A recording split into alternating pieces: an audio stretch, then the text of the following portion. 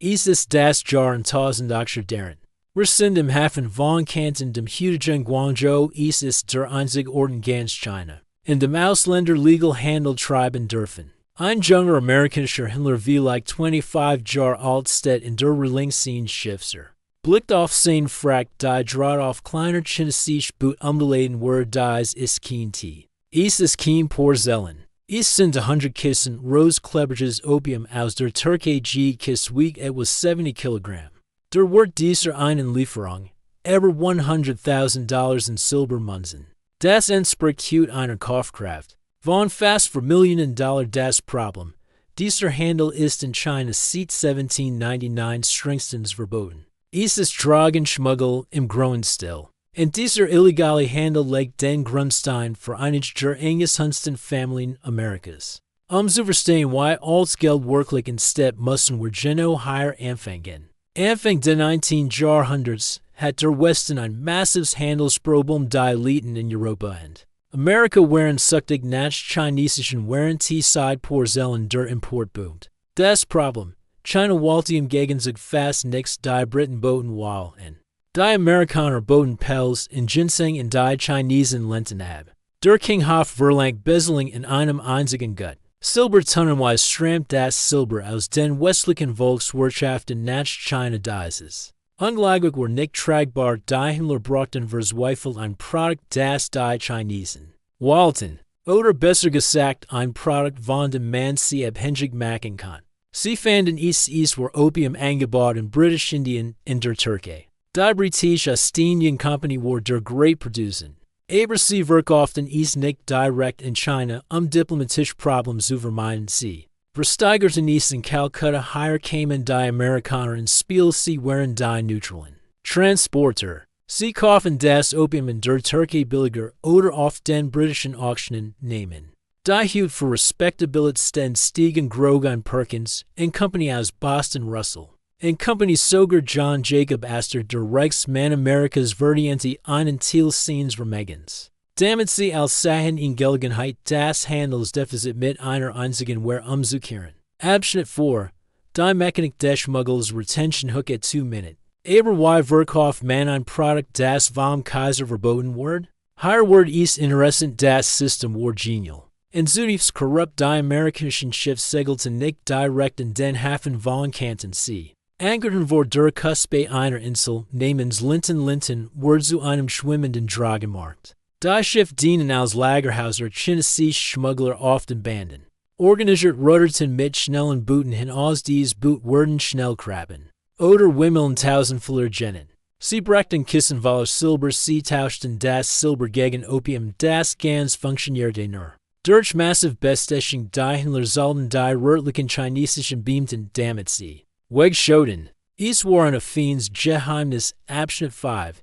Die Hauptakteur, Perkins and Forbes. Wir waren diese Männer? Namen wir Thomas Handelsib Perkins, Hugh Ernert Mansichen und als großen Philanthropen in Boston finanziert das erste Krankenhaus der Stadt gründet die Perkins School for the Blind. Sein Vermögen stammt fast ausschließlich aus dem Opiumhandel war der Pionier. Dann war D.A. Robert Bennett Forbes ging als Teenager nach China.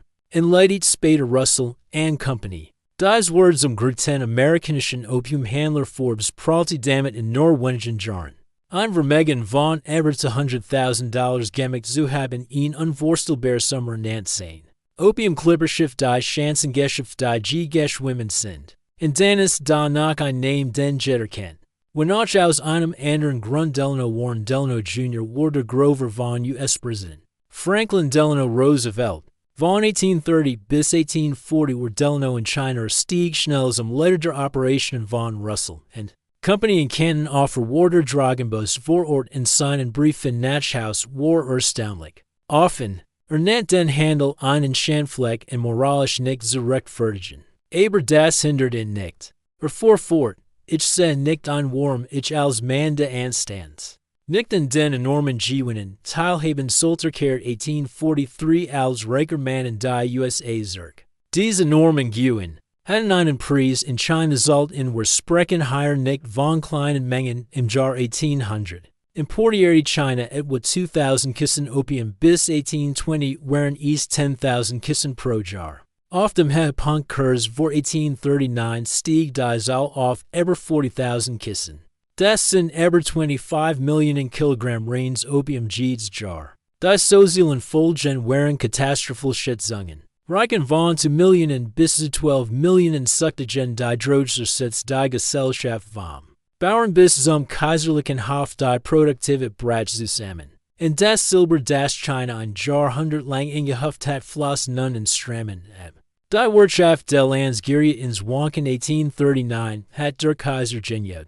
Schickt einen unbestechlichen Beamten Lin Sechsu nach Kanton Lin Sechsu Handel ins Glossener. Umstellt die westlichen Fabriken zwang die Händler ihr gesamtes Opium auszuhändigen darunter. Auch die amerikanischen Bestände. Insgesamt beschlagnahmt der 20,283 Kissen, das waren 1400 Tonnen, aber nicht die Ales öffentlich. In dem Reis mit Koch und Salz vermischt, und ins Meer spolt die Händler waren empört. Nicht weil der Handel unmoralisch war, sondern weil ihr Agentem zerstört war die Briten deren. Händler am meisten verloren hatten erklärten den Krieg der erste Opiumkrieg begann.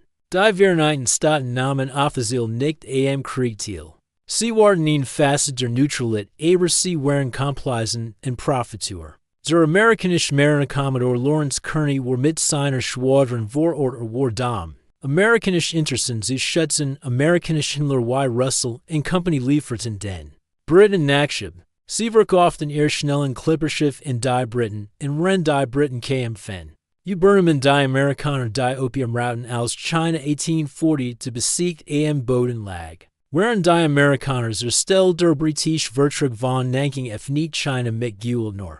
2 Jahre später 1840 versicherten sich die USA ihren eigenen Vertrag den Vertrag von Wangia. Wurde von Caleb Cushing einem Freund der Familie Perkins ausgehandelt. Dieser Vertrag legalisiert den Opiumhandel fetisch und was passiert mit all den Drogengeld? Es kehrt nach New Englandser. Es wird gewaschen Warren Delano kehrt nach New York zurück und investiert in Immobilien. Kohleminen und Eisenbahnen die Familie Forbes wurden zertreibenden Kraft hinter dem Eisenbahnbau. John Bennett Forbes baute die Michigan Central und die Chicago Burlington und Quincy Railroad. Das war das Fundament des Transportnetzes das Amerika verband John Perkins Cushing. Ein weiterer Opium-Millionär zog sich mit $600,000 zurück hut über 20 Millionen erward. Einer der reichsten Männer in Massachusetts. Das Geld floss in die Gründung von Banken wie der Chemical Bank hut til von Morgan Chase. Es finanziert Textilfabriken und Lowell die Philanthropie dieser Familien. War der Schritt der Geldwäsche Thomas Perkins finanziert die Perkins School for the Blind. Die Forbes Family spendet riesige Summen in Harvard. Die Delano Family spendet groß gegen Yale und die University von Pennsylvania. Diese Institutionen die Säulen der amerikanischen Gesellschaft wurden auf Opium Geld gebaut und der zweiten Generation war der Ursprung des Gelds vergessen ist. War kein Opium Geld mehr ist war Old Money ist war das Kapital das die industrielle Revolution in Amerika finanziert. Die Eisenbahnen, die Fabriken, die Banken, die Versicherungen. All das wird durch den Verkauf von Drogen in ein anderes Land befördert. Das bringt uns zurück zu diesem Händler im Hafen von Canton. Im Jahr 1830 vor sein Handeln war kein Einzelfall, es war ein System bei dem ein illegaler Drogenhandel die Grundlage für legitim Generation Bürger macht und Reichtum bildet. Familien wie die Forbes, die Delanos, die Perkins und die Lows wurden zu Amerikas Aristokratie. Ihr Namen zieren hut nach Stiftungen Museen Universitäts gut und politische Dynastien.